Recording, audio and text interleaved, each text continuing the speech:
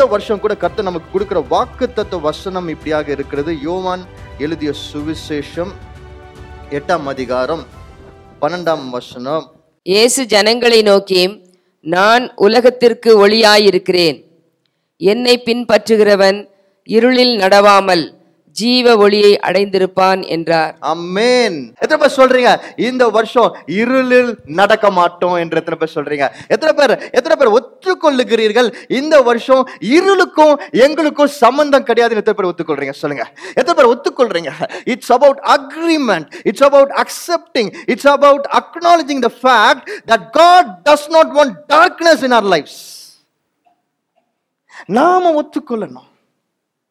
கர்த்தர் நமக்கு ஆசீர்வாதமான வாழ்க்கையை தான் கொடுக்க ஆசைப்படுகிறார். எப்பொழுதுமே எப்பொழுதுமே, எவ்ரி டைம், எவ்ரி டே கர்த்தர் நமக்கு கொடுக்க நினைக்கிற ஒரு வாழ்க்கை ஆசீர்வாதமான வாழ்க்கை.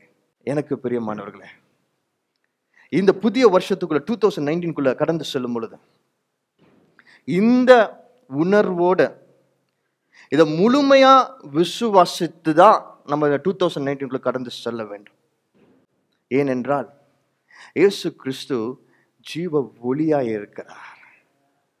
இயேசு கிறிஸ்து ஒளியா இருக்கும் பொழுது இருளுக்கு இடமே கிடையாது.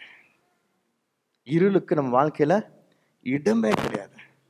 பாருங்க, இந்த பகுதியில நம்ம வாசிக்கிறோம், ஜீசஸ் இந்த ஒளியை பற்றி பேசுகிறார். ஒளியை பற்றி பேசுகிறார். இந்த 8ஆம் அதிகாரத்துல ஒளியை பற்றி பேசுகிறார். 12ஆம் வசனத்துல எதற்கு இயேசு கிறிஸ்து திடீரென்று அந்த இடத்துல ஒளியை பற்றி பேசுகிறார்? ஏன் ஒளி என்ற ஒரு எடுத்துக்காட்டை அந்த இடத்துல காண்பிக்கிறார்? யாருக்கா தெரியுமா? இந்த ஒளி என்ற எடுத்துக்காட்டை எதற்காக இயேசு கிறிஸ்து அந்த இடத்துல அவர் சொல்லுகிறார்? இந்த வெளிச்சத்தை பத்தி ஏன் அந்த இடத்துல பர்டிகுலராக ஒரு எக்ஸாம்பிளாக இயேசு கிறிஸ்து சொல்றாரு? காரணம் என்னவென்று சொல்லி பார்த்தால், இந்த விஷயம் நடக்கும் பொழுது இது நடக்கிற இடம் எந்த இடம்? யாருக்கா தெரியுமா? எங்க போனாரு? ஒலிவு மலைக்கு போனாரு. சரி, 8ஆம் அதிகாரத்துல 1ஆம் வசனம் இப்படியா சொல்லுகிறது, இயேசு ஒலிவு மலைக்கு போனார் என்று சொல்லுகிறது. சரி, எங்க இருந்து ஒலிவு மலைக்கு வந்தாரு? எந்த இடத்துல இருந்து வந்தாரு ஒலிவு மலைக்கு? 8ஆம் அதிகாரத்தை பார்த்து சொல்லிட்டீங்க. அதுக்கு முன்னாடி ஏதாவது விஷயம் நடக்குதா? என்ன நடக்குது அந்த இடத்துல? ஏதோ ஒரு விசேஷம் நடக்குதோ அந்த இடத்துல? நியூ இயர் மாதிரி ஏதோ ஒரு செலிப்ரேஷன் நடக்குதோ அங்க? 7ஆம் அதிகாரம் 2ஆம் வசனம், யூதருடைய கூடார பண்டிகை சமீபமாய் இருந்தது. இந்த நிகழ்வு நடக்கிறதுக்கு முன்பதாக, இப்போ இயேசு கிறிஸ்து இந்த ஒளியை பற்றி பேசுகிறதுக்கு முன்பதாக, சற்று முன்பதாக கூடார பண்டிகை நடந்து முடிந்திருக்கிறது. அந்த கூடார பண்டிகை என்று சொல்லப்படுகிற அவங்களுக்கு ரொம்ப விசேஷமான ஒரு செலிப்ரேஷன், ஃபீஸ்ட் ஆஃப் டாபர்நாக்கிள்ஸ் என்று சொல்றாங்க. அந்த ஃபீஸ்ட் ஆஃப் டாபர்நாக்கிள்ஸ், அந்த கூடார பண்டிகை அப்பொழுதுதான் நடந்து முடிந்திருக்கிறது. அந்த கூடார பண்டிகை நடந்ததுக்கும் இயேசு கிறிஸ்து நானே ஒளி என்று சொல்வதற்கும் என்ன சம்பந்தம் இருக்கு? சரி, கூடார பண்டிகை எதற்காக கொண்டாடப்படுகிறது? ஃபீஸ்ட் ஆஃப் டாபர்நாக்கிள்ஸ் எதற்காக கொண்டாடப்படுகிறது? அதோடைய சிக்னிஃபிகன்ஸ் என்ன? என்ன காரணத்தினால அந்த கூடார பண்டிகை, என்ன ஞாபகமாக அந்த கூடார பண்டிகை கொண்டாடுறாங்க? நன்றி சொல்றதுக்கு. பியூட்டிஃபுல். எதற்கு நன்றி சொல்றதுக்கு? கரெக்டா சொன்னாங்க. கூடார பண்டிகை நன்றி சொல்லுவதற்காக கொண்டாடப்படுகிறது. இஸ்ரவேல் மக்கள் வனாந்திரத்துல எத்தனை வருஷம் இருந்தாங்க? 40 வருடம் இருந்தாங்க. இஸ்ரவேல் மக்கள் வனாந்திரத்தில் இருந்த அந்த ஆண்டுகள் அவங்களை கர்த்தர் பாதுகாத்தார். கர்த்தர் அவர்களை போஷித்தார், அவர் தேவைகளை சந்தித்தார், அவர்களை வழி நடத்தினார். இதெல்லாம் கர்த்தர் அந்த வனாந்திரத்தில் செய்தார். கர்த்தர் அவங்களுக்கு பாதுகாப்பு கொடுத்தார். அந்த வனாந்திரத்துல அவங்க சின்ன சின்ன டென்ட் அமைச்சு அந்த டென்ட்டுக்குள்ள அவங்க தங்கி தான் அந்த வனாந்திரத்துல அவங்க கடந்து வந்தாங்க. ஸோ அதை நினைவு கூறும்படியாக கர்த்தர் அவர்களை பாதுகாத்ததை, வனாந்திரத்துல அவர்களை பாதுகாத்ததை நினைவு கூறும்படியாக ஃபீஸ்ட் ஆஃப் டாபர்நாக்கிள்ஸ் கூடார பண்டிகையை அவர்கள் வருடம் தோறும் அவர்கள் கொண்டாடி வந்தார்கள். இந்த கூடார பண்டிகையில பார்த்தீங்கன்னா ஒரு விசேஷம் உண்டு. இந்த கூடார பண்டிகையில் என்ன பண்ணுவாங்கன்னா, இந்த கூடாரத்தை சின்ன சின்ன கூடாரங்களை அமைத்து அந்த கூடாரங்களுக்குள்ள இருக்கிறது தங்குறது ஒரு விசேஷம். அந்த கூடாரத்தை ரிப்ளேஸ் பண்ணுவாங்க, திரும்பி ஒரு ரிப்ளிகேட் பண்ணுவாங்க. அது மட்டும் இல்லாம அந்த கூடார பண்டிகை நாட்களில் கூடாரம் மட்டும் செய்யாமல் பெரிய பெரிய விளக்குகளை ஏற்றி வைப்பார்கள். பெரிய விளக்குகளை ஏற்றி வைப்பார்கள். ஒரு விளக்குக்கு கிட்டத்தட்ட 36 லிட்டர் எண்ணெய் ஊற்றுவார்களாம். ஒரு விளக்கு எரிகிறதுக்கு 36 லிட்டர் எண்ணெய் ஊற்றினால்தான் ஒரு விளக்கு எரியுமா. அவ்வளவு பெரிய விளக்குகளாக இருக்குமா. அப்படிப்பட்ட விளக்குகளை ஏற்றி அந்த கூடார பண்டிகை செலிப்ரேட் பண்ற அத்தனை நாட்களும் அந்த விளக்குகள் அந்த ஆலயத்தை சுற்றி ஏற்றப்பட்டிருக்கும். 36 லிட்டர் கொண்ட ஒரு விளக்கு, அப்படி நூற்றுக்கணக்கான விளக்குகள் ஏற்றப்பட்டிருக்கும். அப்போ அந்த இடம் சுற்றி இருக்கிற அந்த இடம் எவ்வளவு வெளிச்சமா இருந்திருக்கும், எவ்வளவு வெளிச்சமா இருந்திருக்கும் இல்லையா? புரியுதா உங்களுக்கு? அவ்வளவு வெளிச்சமா இருக்குமா.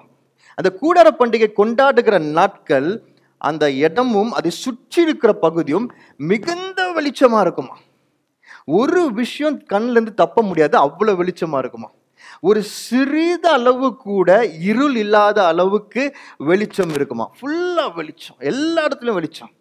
அப்போ என்ன பண்ணுவாங்களாம், வெளிச்சம் ஃபுல்லா இருக்கிறனால அவங்களால சரியா தூங்க கூட முடியாதான். தூங்காம விழித்து இருந்து கொண்டாடுவார்களாம், சந்தோஷமாக கொண்டாடுவார்களாம். ஆட்டம் பாட்டம் இருக்குமாம், சந்தோஷமான பேச்சுகள் இருக்குமாம். குடும்பமாக ஒன்றாக சேர்ந்து உட்கார்ந்து அவங்க மன மகிழ்ச்சியோட அந்த நாட்களை அவர்கள் கொண்டாடுவார்களாம். ஏன்னால் அவ்வளவு வெளிச்சம் இருக்கிறனால அவ்வளவு சந்தோஷமாக அதை கொண்டாடுவார்களாம். ஆனா அந்த கூடார பண்டிகை முடிந்த உடனே அந்த விளக்குகள் எல்லாம் அணைக்கப்படும். வெளிச்சமா இருந்த அந்த பகுதி திடீரென்று சொல்லி இருள் சூழ்ந்து விடும். கிறிஸ்மஸ் வருதுன்னு சொல்லிட்டு நம்ம எல்லாம் எவ்வளவு ஆயத்தங்களை எடுக்கிறோம் இல்லையா? நிறைய ப்ரிப்பரேஷன் பண்றோம், வீட்டில் டெக்கரேஷன்ஸ்லாம் பண்றோம், எத்தனையோ காரியங்களை பண்றோம். அந்த கிறிஸ்மஸ் முடிந்த உடனே ஒரு சோர்வு வரும். இன்னும் கொஞ்ச நாள்ல லீவ்லாம் முடிஞ்சு வேலைக்கு போகணும், ஸ்கூலுக்கு போகணுன்ற அந்த எண்ணம் வரும். எல்லா ஆர்ப்பாட்டமும் முடிஞ்சு அந்த ஒரு ஃபீலிங் வரும் தெரியுமா? அந்த ஃபீலிங் இன்டு 1000 டைம்ஸ் அன்றைக்கு அந்த மக்களுக்கு இருக்குமா. ஏன்னா அந்த கூடார பண்டிகை அவ்வளோ சந்தோஷமாக இருக்கும். அப்படிப்பட்ட ஒரு சூழ்நிலையில தான் இயேசு கிறிஸ்து சொல்றாரு, இந்த ஒளி வருஷத்துக்கு ஒரு முறை கொஞ்ச நாட்கள் உங்களுக்கு சந்தோஷத்தை கொடுக்கிற இந்த ஒளி நிரந்தரம் அல்ல. அந்த ஒளி இருக்கிற வரைக்கும் நீங்க சந்தோஷமா இருப்பீங்க, ஆர்ப்பரிப்பீங்க, ஒன்றாக குடும்பமா இருப்பீங்க, எல்லாம் செய்வீங்க. ஆனா அந்த ஒளி அணைக்கப்பட்ட உடனே உங்களுக்குள்ள இந்த சோர்வு வரும், பயம் வரும், வேதனை வரும். பிரிஞ்சு போறோமே, எல்லாரும் சொந்தக்காரங்களை விட்டு பிரிஞ்சு போறோமே என்று சொல்லி வேதனை வரும். இப்படி மாற்றி மாற்றி இமோஷன்ஸ் வரும். இயேசு கிறிஸ்து சொல்றாரு, நானே ஜீவ ஒளி. எந்த விளக்கையும் ஏற்ற வேண்டாம், எந்த எண்ணெயும் ஊற்ற வேண்டாம். கொஞ்ச நாள் மட்டும், இன்னும் கொஞ்ச நேரத்துல முடிய போதே என்று சொல்லி பயம் வேண்டாம். நிரந்தர ஒளி இயேசு கிறிஸ்து. ஹல்லேலூயா. இந்த விளக்குகள் கொடுக்க முடியாத நிரந்தரமான சந்தோஷத்தை ஒவ்வொரு நிமிடமும் ஒவ்வொரு செகண்டும் என் இயேசு கிறிஸ்துவால் மட்டும்தான் கொடுக்க முடியும். 2019 கர்த்தர் அப்படிப்பட்ட காரியங்களை தான் நமக்கு ஆசீர்வாதமாக கொடுக்கிறேன் என்று சொல்லுகிறார். 2018 ஒருவேளை நீங்க உலகத்தின் காரியங்கள், மனிதர்களை சார்ந்து அந்த சந்தோஷத்தை நீங்கள் முடிவு செய்து வைத்திருக்கலாம். அதனால தோற்று போயிருக்கலாம். பல நேரங்களில் மூட் ஸ்விங்ஸ் வந்திருக்கலாம். உங்களுடைய சமாதானமும் சந்தோஷமும் நிரந்தரமாக இல்லாமல் இருந்திருக்கலாம். ஆனால் 2019 இயேசு கிறிஸ்து தான் நிரந்தரமான ஒளி என்பதை நீங்கள் ஒத்துக்கொண்டு அதை முழுமையாக ஏற்றுக்கொண்டு இயேசு கிறிஸ்துவை மட்டும் சார்ந்து அவரை மட்டும் பார்த்து வாழ கற்றுக்கொண்டீர்கள் என்றால் உங்க வாழ்க்கையில ஒரு நிமிடம் கூட சமாதானமின்மை இருக்காது. கர்த்தர் ஆசீர்வதிக்கிற வருடம் 2019. கர்த்தரோட பிள்ளைகளுக்கு ஆசீர்வாதத்தை கொடுக்கிற வருடம் இது. இந்திய வரைபடத்தில், அரசியல் வரைபடத்தில் கர்த்தர் ஒரு பெரிய மாற்றத்தை கொண்டு வர போகிறார். கடந்த சில வருடங்களாக இருந்த பயம், குழப்பங்கள், எந்த நேரத்தில் என்ன நடக்குமோ என்று சொல்லி அந்த கலக்கம் எல்லாம் முடிவடைந்து சீர்நிலைக்கு கர்த்தர் கொண்டு வருகிறார். இந்திய தேசம் இன்னும் அடுத்த 5 ஆண்டுகளுக்கு எந்தவித பாதிப்பும் இல்லாத ஒரு அரசியல் சூழ்நிலை காணப்போகிறது என்று கர்த்தர் சொல்றார். ஊழியங்கள் பெருகும் என்று கர்த்தர் சொல்றார். சபைகள் கட்டப்படும் என்று கர்த்தர் சொல்றார். கர்த்தரோட பிள்ளைகள் தைரியமாக நடு ரோட்டில் நின்று ஊழியம் செய்கிற நாட்கள் திரும்பவும் வருகிறது என்று கர்த்தர் சொல்றார். ஹல்லேலூயா. கர்த்தர் அவருடைய பிள்ளைகளை, அவருடைய தேசத்தை ஆசீர்வதிக்கிற வருடம் 2019. குடும்பங்களில் சந்தோஷத்தின் நாட்களை திரும்ப கொடுக்கிறேன் என்று கர்த்தர் சொல்றார். எத்தனையோ நாட்கள் சந்தோஷங்களை இழந்து அழுது புலம்பி சண்டை போட்ட நாட்கள் 2018 உங்களுக்கு அதிகமாக உண்டு. ஆனால் 2019 அதை நீங்கள் தேடினாலும் அதை கண்டுபிடிக்க முடியாது. ஏனால் இருள் அகன்று போகிறது என்று கர்த்தர் சொல்றார். வெளிச்சம் தான் இருக்கும் என்று கர்த்தர் சொல்றார். ஒவ்வொரு மாதமும் நீங்கள் கொண்டாடுகிற அளவிற்கு சந்தோஷத்தை குடும்பத்தில் கொடுப்பேன் என்று கர்த்தர் சொல்றார். குடும்பங்கள் சந்தோஷமாய் மீண்டும் ஆர்ப்பரித்து குதூகலத்துடன் குடும்பமாக இருக்கிற நாட்களை கர்த்தர் கொண்டு வருகிறேன் என்று சொல்றார். தனிப்பட்ட ஊழியக்காரர்களை கர்த்தர் எழுப்புகிறார். எப்படிப்பட்ட ஊழியக்காரர்களை? பேதுருவுடன் நிழல் பட்டு சுகமடைந்தார்களே, அப்படிப்பட்ட ஊழியக்காரர்கள். வல்லமை நிரம்பி வலிகிற ஊழியக்காரர்களே, வெறும் வாய் வார்த்தை பேசுகிற ஊழியக்காரர்களை அல்ல, கர்த்தருக்காக வைராக்கியமாய், கர்த்தருக்காக எந்நேரமும் வைராக்கியமாய், கர்த்தருக்காக செயலில் இறங்குகிற ஊழியக்காரர்களே, பரிசுத்த ஆவியானவருடைய அபிஷேகம் அவர்களோட பரிசுத்தத்தில் விளங்கும்படியாக நிரம்பி வழியும்படியாக கர்த்தர் ஊழியக்காரர்களை எழுப்புவேன் என்று சொல்லுகிறார். அதிலும் குறிப்பாக குழந்தைகள் மத்தியில் அப்படிப்பட்ட ஊழியக்காரர்களை கர்த்தர் எழுப்புவேன் என்று சொல்றார். யோவேல் தீர்க்கதரிசி சொன்ன அந்த வாக்குத்தத்தம் நிறைவேறுகிற நாட்கள் 2019 என்று கர்த்தர் சொல்றார். உங்கள் குழந்தைகள் ஊழியங்கள் செய்கிறத பார்ப்பீங்க. குழந்தைகள் தீர்க்க தரிசனம் உரைக்கிறத பார்ப்பீங்க. கர்த்தர் அப்படிப்பட்ட அதிசயங்களை செய்கிற வருடமாய் 2019 இருக்கும். செழிப்பை பற்றி கர்த்தர் வாக்குத்தத்தம் சொல்ல போறதில்லை. செழிப்பு உங்க வாழ்க்கையின் ஒரு முக்கிய அங்கமாய் மாறி போகும் என்று கர்த்தர் சொல்றார். கர்த்தர் ஆசீர்வதிக்கிற வருடம், ஆசீர்வாதங்களை கொடுக்கிற வருடம். ஏனென்றால் அவர் வெளிச்சமாய் இருக்க போகிறார், இருளுக்கு இடமே இல்லை என்று கர்த்தர் சொல்றார். ஹல்லேலூயா. கர்த்தரோட பிள்ளைகள் சந்தோஷமாக விசுவாசத்தோட இந்த வார்த்தையை ஏற்றுக்கொள்ளும் பொழுது இதில் இருக்கிற ஒவ்வொரு விஷயமும், ஒவ்வொரு வசனமும், ஒவ்வொரு வாக்குத்தத்தமும் பரிபூர்ணமாக உங்கள் வாழ்க்கையில் நிறைவேற போகிறது என்பதில் கொஞ்சம் கூட சந்தேகமே இல்லை. ஹல்லேலூயா. பாருங்க, கர்த்தரோட ஆசீர்வாதமான வருடத்தை கொடுக்கிறாரு, விசேஷமான வாக்குத்தத்தத்தை கொடுத்திருக்கிறார். ஒளி என்று சொல்றார், ஜீவ ஒளி என்று சொல்றார், உலகத்திற்கே ஒளியாக இருக்கிறேன் என்று சொல்றார். ஆனா இந்த வசனத்தை தியானிக்கும் பொழுது, இந்த வசனத்தை அதிகமாய் தியானிக்கும் பொழுது இதில் இருந்த ஒரு காரியம் என் கண்களில் பட்டது. நான் உலகத்திற்கு ஒளியா இருக்கிறேன், என்னை பின்பற்றுகிறவன் இருளில் நடவாமல். இந்த ஜீவ ஒளி எல்லாருக்கும் வாக்குத்தத்தம் கிடையாது. இயேசு கிறிஸ்துவை பின்பற்றுகிறவர்கள் மட்டும்தான். இயேசு கிறிஸ்துவை பின்பற்றுகிறவர்கள் மட்டும்தான். ஐயா அம்மா, கிறிஸ்துவ என்ற பேரை வச்சிட்டனால நான் இயேசுவை பின்பற்றுகிறவன் கிடையாது. ஆலயத்துக்கு போறதுனால மட்டும் நான் இயேசுவை பின்பற்றுறது கிடையாது. எனக்கு என்று சொல்லி ஒரு அடையாளம் ஜென்ம ஜென்மமாய் ஜெனரேஷனா இருக்கிறதுனால நான் இயேசுவை பின்பற்றுகிறவன் கிடையாது. அவர் சொல்லுகிற பின்பற்றுதல் என்ன தெரியுமா? இயேசுவை பின்பற்றுகிறதுனால் என்ன தெரியுமா? இயேசுவை பின்பற்றுகிறது என்று சொல்லுகிறார்களே, இந்த வசனத்தில் இயேசு கிறிஸ்து சொல்றாரு. அப்படி பின்பற்றுகிறது என்ன? யாருக்கா தெரியுமா? எது அது? அந்த காரியம் என்ன? யாருக்கா தெரியுமா? சொல்லுங்களேன். முக்கியமான கட்டத்துக்குள்ள வந்திருக்கோம். கர்த்தர் விசேஷமான ஆசீர்வாதங்களை நம்மளுக்கு வச்சிருக்காரு, டவுட்டே இல்லை. விலையேற பெற்ற ஆசீர்வாதங்களை வச்சிருக்காரு, கொஞ்சம் கூட சந்தேகம் இல்லை. நீங்க இதுவரைக்கும் பார்த்திராத அதிசயங்களை உங்க வாழ்க்கையில செய்ய போறாரு. அதுல மாற்று கருத்தே கிடையாது, நிச்சயமாக இருக்கிறது. ஆனா அதற்கு அவர் சொல்லுகிற ஒரு சின்ன விஷயத்தை நாம் கவனித்து பார்க்க வேண்டும். அவரை பின்பற்றுகிறவர்கள் மட்டும்தான் இதை பெற்றுக்கொள்ள முடியும்.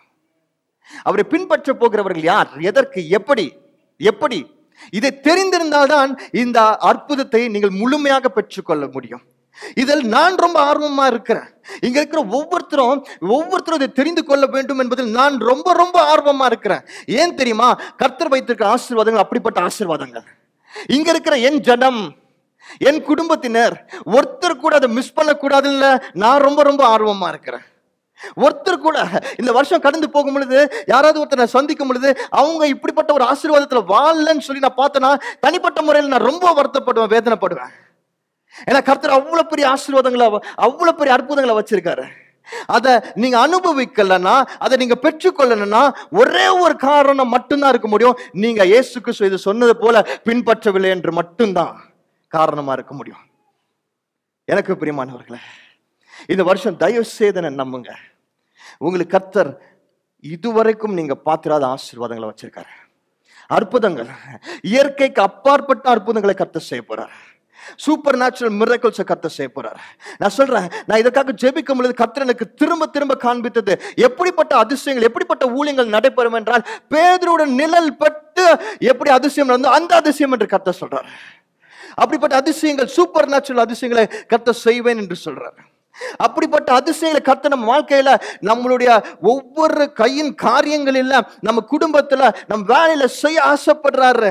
அதை பெற்றுக்கொள்ளவில்லை என்றால் ஒரே ஒரு காரணம் மட்டும்தான், அவரை பின்பற்றாதது மட்டும்தான். எப்படி பின்பற்ற வேண்டாம்? இயேசுவை பின்பற்றுவது என்றால் என்ன? நான் சபைக்கு போறேனே, நான் ஆலயத்துக்கு போறேனே, வேத வசனங்களை கூட தான் நான் வாசிக்கிறேனே, ஜெபிக்கிறேனே, எல்லாம் செய்றேனே, அப்ப பின்பற்றினா என்ன? இங்க அவர் சொல்ற பின்பற்றுதல் என்ன தெரியுமா? இந்த வசனம் 12ஆம் வசனம் இயேசு மறுபடியும் இயேசு, என்னது மறுபடியும் இயேசு என்று ஆரம்பிக்குது. இயேசு ஜனங்களை நோக்கி இல்ல, மறுபடியும் இயேசு என்று சொல்லுது. அப்போ மறுபடியும்னா இதுக்கு முன்னாடி ஜனங்கிட்ட பேசியிருக்காரு இல்லையா? இதுக்கு முன்னாடி ஜஸ்ட் பிஃபோர் திஸ் ஜனங்கிட்ட பேசியிருக்காரு, அதே ஜனங்கிட்ட பேசியிருக்காரு. அப்போ அதே ஜனங்கிட்ட திரும்பியும் பேசுறதுனால மறுபடியும் இயேசு என்று சொல்லுது. அப்போ எந்த ஜனங்கிட்ட என்ன பேசினார்? இதுக்கு முன்னாடி இதே ஜனங்கிட்ட என்ன பேசினாரு? 3ஆம் வசனத்திலிருந்து வாசிங்க. அப்பொழுது விபச்சாரத்திலே கண்டுபிடிக்கப்பட்ட ஒரு ஸ்திரீயை வேத பாரகரும் பரிசேயரும் அவரிடத்தில் கொண்டு வந்து அவளை நடுவே நிறுத்தி, போதகரே, இந்த ஸ்திரீ விபச்சாரத்தில் கையும் மெய்யுமாக பிடிக்கப்பட்டாள். இப்படிப்பட்டவளை கல்லெறிந்து கொள்ள வேண்டும் என்று மோசே நியாயப்பிரமாணத்திலே நமக்கு கட்டளையிட்டு இருக்கிறாரே, நீர் என்ன சொல்லுகிறீர் என்றார்கள். அவர் மேல் குற்றம் சுமத்துவதற்கான காரணம் உண்டாகும் பொருட்டு அவரை சோதிக்கும்படிக்கு இப்படி சொன்னார்கள். இயேசுவோ குனிந்து விரலினால் தரையிலே எழுதினார். அவர்கள் ஓயாமல் அவரை கேட்டுக்கொண்டிருக்கையில் அவர் நிமிர்ந்து பார்த்து, உங்களில் பாவம் இல்லாதவன் இவள் மேல் முதலாவது கல்லெறிய கடவன் என்று சொல்லி அவர் மறுபடியும் குனிந்து தரையிலே எழுதினார். அவர்கள் அதை கேட்டு தங்கள் மனசாட்சியினால் கடிந்து கொள்ளப்பட்டு பெரியோர் முதல் சிறியோர் வரைக்கும் ஒவ்வொருவராய் போய்விட்டார்கள். இயேசு தனித்திருந்தார். அந்த ஸ்திரீ நடுவே நின்றாள். இயேசு நிமிர்ந்து அந்த ஸ்திரீயை தவிர வேறொருவரையும் காணாமல், ஸ்திரீயே, உன்மேல் குற்றம் சாட்டினவர்கள் எங்கே? ஒருவனாகிலும் உன்னை ஆக்கினைக்குள்ளாக தீர்க்கவில்லையா என்றார். அதற்கு அவள், இல்லை ஆண்டவரே என்றாள். இயேசு அவளை நோக்கி, நானும் உன்னை ஆக்கினைக்குள்ளாக தீர்க்கிறதில்லை. நீ போ, இனி பாவம் செய்யாதே என்றார். இந்த வசனங்களுக்கு அப்புறம்தான் இயேசு கிறிஸ்து மறுபடியும் அவர் இந்த வாக்குத்தத்தத்தை சொல்லுகிறார். அப்போ இந்த வாக்குத்தத்த வசனத்திற்கும் இதற்கும் ஏதோ சம்பந்தம் இருக்கிறது. இந்த வாக்குத்தத்த வசனத்திற்கும் இதற்கும் ஏதோ சம்பந்தம் இருக்கிறது. இந்த விளக்குகள் அணைக்கப்படுகிற நேரத்துல, இருள் சூழ்கிற நேரத்துல இந்த சம்பவம் நடைபெறுகிறது. அது நடைபெற்று முடிந்த உடனே இயேசு கிறிஸ்து இந்த வசனத்தை சொல்லுகிறார். அப்ப என்ன சம்பந்தம் இதில் இருக்க முடியும் என்று சொல்லி பார்க்கும் பொழுது, இது ஒரு பாவத்தின் காரியத்தை குறிக்கிறது. ஒரு பாவம், இருள் நிறைந்த ஒரு காரியத்தை குறிக்கிறது. அந்த பாவத்தின் காரியத்தை இயேசு கிட்ட கொண்டு வரும் பொழுது இயேசு கிறிஸ்து அதற்கு கொடுக்கிற பதிலை இங்க நம்ம பார்க்கிறோம். ஆனால் இன்றைக்கு இந்த புதிய வருடத்திற்கு கர்த்தர் நம்மிடத்தில் பேச நினைக்கிற காரியம் என்ன தெரியுமா? இந்த இடத்துல, இந்த வசனத்துல, இந்த சம்பவத்துல எத்தனை பாவிகள் இருந்தாங்க சொல்லுங்க பார்க்கலாம். இந்த விபச்சார ஸ்திரியை குறித்து நம்ம எல்லாருக்கும் தெரியும், நிறைய வாசிச்சிருக்கோம், பார்த்திருக்கோம். ஆனா இன்றைக்கு ஒரு கேள்வியை கேட்கும்படியாக கர்த்தர் என்னை அவர் உணர்த்துகிறார். இந்த சம்பவத்துல எத்தனை பாவிகள் இருந்தாங்க சொல்லுங்க பார்க்கலாம். ஒரு பாவிதானா? 2 விதமான பாவிகள் இருந்தாங்க. இந்த இடத்துல 2 விதமான பாவிகள் இருக்கிறாங்க. ஒரு தரப்பு பாவி அந்த ஸ்திரீ, இன்னொரு தரப்பு பாவிகள் யாரு? யாரு? அந்த பரிசேயர்களும் வேதபாரர்களும். இவங்க 2 பேரை இயேசு கிறிஸ்து எப்படி டீல் பண்றாருன்னு என்பதை தான் இந்த பகுதியில் பார்க்க முடிகிறது. இந்த 2 பேரையும் எப்படி அவர் கையாளுகிறார் என்ற காரியம்தான் இந்த வருஷத்துக்கு நம்ம தெரிந்து கொள்ள வேண்டிய மிக முக்கியமான காரியமா இருக்கிறது. இந்த 2 பேரை கையாளுகிற விதத்திலிருந்து தான் இயேசு கிறிஸ்துவை இந்த வருடத்தில் எப்படி பின்பற்றுவது என்பதை நாம் தெரிந்து கொள்ள போகிறோம். முதல் தரப்பு அந்த ஸ்திரீ. பாவத்தில் அந்த ஸ்திரியை பிடித்து இழுத்து வருகிறார்கள். அந்த ஸ்திரியை இயேசு கிறிஸ்து முன்பதாக நிறுத்துகிறார்கள். இயேசு கிறிஸ்து கிட்ட நியாயம் கேட்கிறாங்க, என்ன செய்யணும் சொல்லுங்க என்று சொல்லி கேட்கிறாங்க. பாவத்தில் இருந்தவள் தான், பாவம் செய்தவள் தான், விழுந்தவள் தான். ஆனால் இயேசு கிறிஸ்து முன்னாடி இப்ப நிறுத்தும் பொழுது இவர்கள் கையில் கற்களை வைத்துக் கொண்டு அடிக்கும்படியாக காத்து கொண்டிருக்கிறார்கள். அடித்து அந்த லா சொல்றபடி அடித்து கொலை செய்யும்படியாக காத்து கொண்டிருக்கிறார்கள். அவங்க அதை செஞ்சிருப்பாங்க. எப்படி அதை செஞ்சிருப்பாங்க? இயேசு என்ன சொல்லியிருந்தாலும் அதை செஞ்சிருப்பாங்க. அதுதான் அவங்க எண்ணம். ஆனா அது செய்யறதுக்கு முன்னாடி நடுவில் இவரே கொஞ்சம் மாட்டி விடலாம் தான் அங்க கொண்டு வந்தாங்க. ஆனா இயேசு கிறிஸ்து எல்லாவற்றையும் மாற்றி விட்டார். மாற்றி விட வந்தாங்க, அவர் மாற்றி விட்டார். இயேசு கிறிஸ்து இந்த ஸ்திரீயை அணுகின முறையை மட்டும் பாருங்களேன் கொஞ்சம். அவள் பாவி என்று சொல்லி அவளை இழுத்து கொண்டு வருகிறார்கள். தவறு செய்தவள் என்று சொல்லி அவரை தர என்று சொல்லி இழுத்து கொண்டு வருகிறார்கள். இயேசு கிறிஸ்துவின் முன்னாடி நிறுத்துகிறார்கள். ஆனா இயேசு கிறிஸ்து அந்த ஸ்திரீயை கையாளுகிற விதத்தை பாருங்களேன். அந்த ஸ்திரீயை பார்த்து அவர் கடைசியில கேட்கிற காரியம் என்ன சொல்றாரு? உன்மேல் குற்றம் சாட்டினவர்கள் எங்கே? ஒருவனாகிலும் உன்னை ஆக்கினைக்குள்ளாக தீர்க்கவில்லையா என்றார். 11 நானும் உன்னை ஆக்கினைக்குள்ளாக தீர்க்கிறதில்லை. அவளை கொலை செய்ய வந்தவர்களை அந்த இடத்திலிருந்து தவிர்த்து அவளை கொலை செய்யாதபடிக்கு அவளை பாதுகாத்து அவள் வாழ்க்கையை அன்போடு கூட மாற்றினதை பார்க்கிறோம்.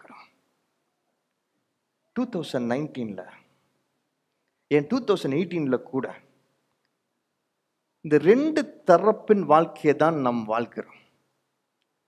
நம்ம எதை செய்தாலும் ஒன்று இந்த தரப்பு நமக்கு இருக்கிறது, இல்லாட்டி இந்த தரப்பு. ஒருவேளை இந்த குணாதிசயம் இருக்கிறது, இல்லை இந்த குணாதிசயம் இருக்கிறது. பாருங்க, நம்ம பெர்ஃபெக்ட் கிடையாது, எல்லாவற்றையும் பெஸ்டாக செய்கிறவர்கள் கிடையாது. அது வேலையா இருக்கட்டும், அது குடும்பமா இருக்கட்டும், என் ஊழியமா கூட இருக்கட்டும், எதையுமே நம்மளால எல்லா நேரங்களிலும் சரியாக பெஸ்டாக செய்ய முடிகிறது இல்லை. யாருமே பெர்ஃபெக்ட்னு சொல்ல முடியாது. இயேசு கிறிஸ்துவை தவிர வேற யாருமே பெர்ஃபெக்ட் கிடையாது. எல்லாவற்றையும் நம்மளால பெஸ்டா செய்ய முடியாது. எப்பொழுதுமே ஏற்றத்தாழ்வுகள் இருக்கிறது, குறைவுகள் இருக்கிறது, தவறுகள் இருக்கிறது, தோல்விகள் இருக்கிறது.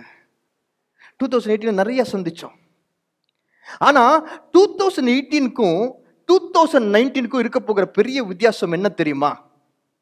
2018ல இப்படிப்பட்ட காரியங்களில் நாம் விழும் பொழுது, 2018ல தோல்விகள் வரும் பொழுது, 2018ல சில விஷயங்களை நாம் சரியாக செய்ய முடியாமல் போன பொழுது, நாம் சோர்ந்து போய், துவண்டு போய், தோற்று போய் பின்வாங்கின தருணங்கள் தான் நிறைய. நேரத்தை இந்த கோபத்தினால வீணடித்த நேரங்கள் தான் நிறைய. என் வாழ்க்கை இப்படி இருக்கிறது, எனக்கு இப்படியாவது, எனக்கு மட்டும் இப்படிதான் நடக்குது என்று சொல்லி அதை நினைத்து நினைத்து அதை யோசிச்சு யோசிச்சு 2019 வீணடித்த நாட்கள் அதிகம். ஆனா இயேசு கிறிஸ்து நம்ம எப்படி தெரியுமா பார்க்கிறாரு? டெண்டர் மர்சியோட பார்க்கிறாரு, கம்பேஷனோட பார்க்கிறாரு, மனதுருக்கத்தோட பார்க்கிறார், அன்பாய் பார்க்கிறார், நம்மை தூக்கி விடுவதற்காக பார்க்கிறார், நம்மை பாதுகாத்து கொள்ள பார்க்கிறார், நம்மை அந்த இடத்துல இருந்து தப்பு வைப்பது எப்படி என்று சொல்லி யோசிக்கிறார், நம்மை திரும்பவும் உருவாக்கி நீ போ, நீ வாழ்ந்து காட்டு என்று சொல்லி நம்மை அனுப்புகிறவராய் இருக்கிறாரு. நம்மை சாட்சியாய் நிற்க வைக்க எல்லா முயற்சிகளும் எடுத்து நமக்கு பலனை கொடுக்கிறவராய் இருக்கிறார். ஹல்லேலூயா, ஹல்லேலூயா. 2019ல இயேசு கிறிஸ்துவை நாம் பின்பற்ற வேண்டும் என்றால் நமக்குள்ள இப்படிப்பட்ட குணாதிசயங்கள் தான் இருக்க வேண்டும். இயேசு கிறிஸ்து அன்பு நிறைந்தவர். அவருக்கு அன்பு அன்பு அன்பு முழு, அவர் சரீரம் முழுவதும், அந்த பூமியில சரீரமாய் அவர் இருந்த நாட்களில் அவர் சரீரம் முழுவதும் அன்பு மட்டும்தான் இருந்தது. நான் விசுவாசிக்கிறேன், அந்த சிலுவை பக்கத்துல ஒருவேளை நிற்க நம்மளுக்கு ஒரு வாய்ப்பு கிடைத்திருக்கும் என்றால், அவர் சரீரத்தில் அடிபட்ட அந்த ஒவ்வொரு காயத்திலிருந்து ரத்தம் சொட்டும் பொழுது அந்த ஒவ்வொரு ரத்தமும் அன்பு அன்பு அன்பு என்றுதான் சொல்லிருக்கும் என்று நினைக்கிறேன். Love, it's true pure love. ஏன் தெரியுமா அந்த அன்பு? எப்படி தெரியுமா அந்த அன்பு அவருக்குள்ள? ஏன் தெரியுமா அவர் அன்பே உருவாக இருக்கிறார்? ஏனால் அவர் பிதாவோட அன்பு. பிதாவோட அன்பு தான் உருவெடுத்து மனிதனாக இந்த பூமிக்குள்ள வந்தது. இயேசு கிறிஸ்து என்ற பூமியில நன்மைகளை செய்தது. அன்பு, முற்றிலும் அன்பு. கீழே விழுந்தவர்களை தூக்கி எடுக்க நினைக்கிற அன்பு. தவறு செய்தவர்களை கரத்தை பிடித்து அவர்கள் சரியான பாதையில் ஒரு தகப்பனை போல தடவி கொடுத்து நடக்க வைக்கிற அன்பு. அந்த அன்பு மட்டும் இல்லைன்னா இன்னைக்கு நம்ம இந்த இடத்துல உட்கார்ந்திருக்கவே முடியாது. நம்மளோட பெரிய பாவி வேற யாருமே கிடையாது. இன்றைக்கு நம்ம இங்க உட்கார்ந்திருக்க முடியாது, இந்த ஆசீர்வாதங்களை பெற்றுக்கொண்டு இருக்க முடியாது. அந்த அன்பை எனக்கு அவர் தொடர்ந்து கொடுக்கிறவரா இருக்கிறார். 2019 அந்த அன்பு தான் என்ன நடத்த போகிறது. இயேசு கிறிஸ்து அந்த அன்பு தான் நடத்த போகிறது. நடக்க முடியாத சூழ்நிலைகளின் கரத்தை பிடித்து நடத்த போகிறது. ஏசப்பா என்று சொல்லி நான் கதறி கூப்பிடும் பொழுது அவர் முன்னாடி அந்த ஸ்திரீ ஒரு வார்த்தை பேசல, ஆனா அவர் கண்களிலிருந்து கண்ணீர் சொட்ட சொட்ட விழுந்து கொண்டிருந்தது. அந்த ஒவ்வொரு கண்ணீர் துளியும் அவர் துருத்தியில் பிடித்து கொண்டிருந்தார் என்பதை நான் விசுவாசிக்கிறேன். அந்த ஒவ்வொரு கண்ணீர் துளிக்கும் பதில் கொடுக்க வேண்டும் என்பதில் அவர் வைராக்கியமாய் இருந்தார் என்பதை நான் விசுவாசிக்கிறேன். அந்த ஸ்திரீயை காப்பாற்றுவதில், அந்த ஸ்திரீயை பாதுகாக்கிறதுல, அந்த ஸ்திரீயை திரும்ப உருவாக்குறதுல இயேசு கிறிஸ்து முழு கவனமாய் முழு வைராக்கியத்தோடு இருந்தார். அப்படிதான் நம் மீதும் இருக்க போகிறார். இயேசு கிறிஸ்துவின் அன்பை உணர்கிறவர்கள் இருக்காங்க தெரியுமா? உணர்கிறவர்கள் இருக்காங்க தெரியுமா? இது என்னோட பலத்தினால அல்ல, என்னோட தாளந்துனால முடியாது, என்னோட படிப்புனால, என்னோட ஞானத்தினால, என்னோட பேச்சு திறமையினால, எனக்கு தெரிந்த நபர்களால எதையுமே என்னால செய்து முடிக்க முடியாது. ஒரு வருடம் என்ன, ஒரு மாசம் என்ன, ஒரு நிமிஷத்தை கூட என்னால முடிக்க முடியாது. என் ஏசப்போட கிருபை, என் ஏசப்போட அன்பு, அது இருந்தா மட்டும்தான் ஒவ்வொரு ஸ்டெப்பையும் என்னால எடுத்து வைக்க முடியும். ஒரு அடி கூட என்னால எடுத்து வைக்க முடியும்னு சொல்லி நம்பி அவர்கிட்ட முழுமையாக ஒப்பு கொடுக்குறாங்க தெரியுமா? அவர்களுக்கு இந்த வாக்குத்தத்தம், இருள் ஒரு சின்ன துளி கூட இருக்காது அவர்களுக்கு. அவர்கள் வீடுகள் முழுவதும் வெளிச்சமா இருக்கும் அவர்களுக்கு. அவர்கள் குடும்பம் வெளிச்சமா இருக்கும் அவர்களுக்கு. அவங்க வேலை ஸ்தலம் வெளிச்சமா இருக்கும் அவர்களுக்கு. அவங்களுடைய ஊழியம் வெளிச்சமா இருக்கும் அவர்களுக்கு. இயேசு கிறிஸ்துவின் அன்பை உணர்ந்து, முழுமையாக உணர்ந்து, அவரிடத்தில் ஒப்பு கொடுத்து, அதே தாழ்மையோட அதே அன்பை பிறரிடத்தில் வெளிக்காட்டுகிறவர்கள் யார்களோ அவர்கள் தான். அவர்களுக்கு மட்டும்தான், அவர்களுக்கு மட்டும்தான் 2019 இயேசுவின் அன்பை உணர்ந்து அதை பிறரிடத்தில் வெளிப்படுத்துகிற, தங்கள் வாழ்க்கையும் அப்படியாக மாற்றுகிறவர்கள் தெரியுமா? அவர்களுக்கு தான் 2019. இன்னொரு தரப்பு இருக்காங்க, இன்னொரு தரப்பு 2018 அப்படி கூட சில சமயங்களில் நம்ம வாழ்ந்திருக்கலாம். ஒருவேளை 2019 அப்படி கூட வாழக்கூடிய சூழ்நிலையும் உருவாலாம். இன்னொரு தரப்பு பரிசேயரும் வேதபாரகரும்,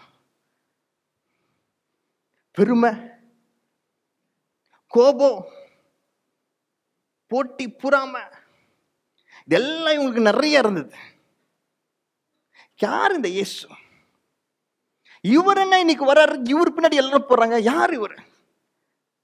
இவ்வளவு நாளா நாங்க இங்க இவ்வளவு ஊழியம் செஞ்சுட்டு இருக்கோம், இவ்வளவு வேத விஷயங்கள் நாங்க சொல்லி கொடுக்கிறோம், எங்களை மதிக்க மக்கள் இப்ப புதுசா இவங்க வந்திருக்காரு இயேசு கிறிஸ்துன்னு இவர் பின்னாடி போறாங்க. யாரு? பொறாமை, கோபம். இவர் என்ன இதுவரைக்கும் நாம நம்பிட்டு இருந்த காரியத்துக்கு எதிரான காரியங்களை பேசுறாரு, எதிரான காரியங்களை சொல்றாரு, மாற்று காரியங்களை சொல்றாரு, நமக்கு சம்மந்தம் இல்லாத விஷயங்களை சொல்றாரு, நமக்கு புரியாத விஷயங்களை பேசுறாரு. கோபம், பெருமை, எனக்கு தான் எல்லாம் தெரியும், நான் யார் தெரியுமா, நான் பரிசேயர், நான் யார் தெரியுமா, நான் வேதபாரகர், எனக்கு தான் எல்லாம் தெரியும்.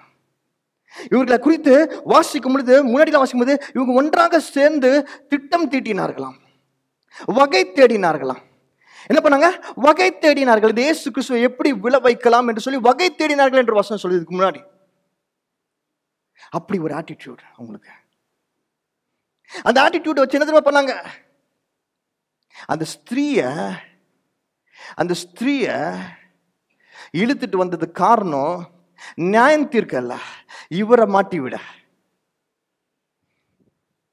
அப்படி ஒரு எண்ணம், குறை சொல்லுகிற எண்ணம், பெருமையின் எண்ணம்.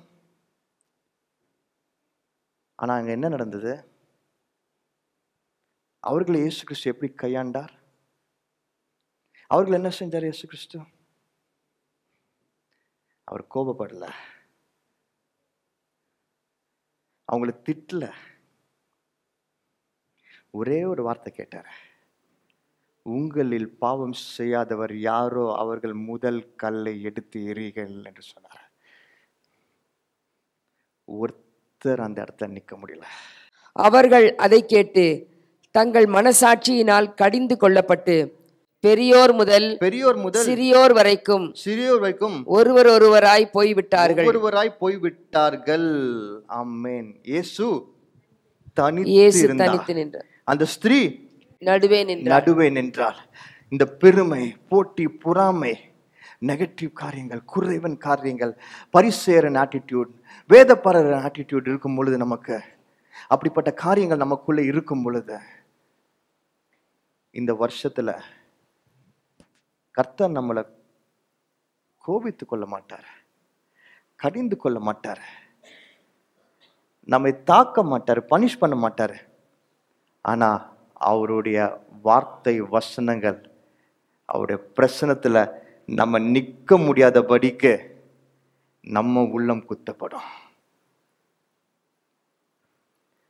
இப்படிப்பட்ட ஒரு ஆட்டிடியூட் இருந்துச்சுன்னா தேவனுடைய பிரசனத்திலே நிற்க முடியாது. இந்த வருஷத்துல கர்த்தருடைய சமூகத்திலே நிற்க முடியாது.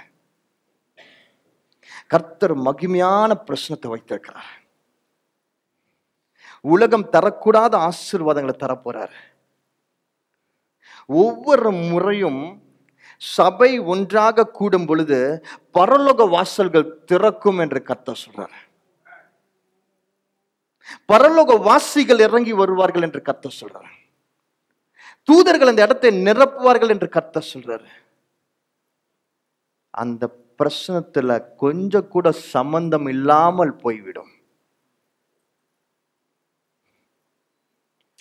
இந்த வருஷம் என்ன ஆட்டிடியூட நம்ம எடுக்க போறோம்? எந்த தன்மையை நாம் தரித்து கொள்ள போகிறோம்? அந்த ஸ்திரீயின் தன்மையா, இல்லாட்டி அந்த வேத பாதகரோட தன்மையா?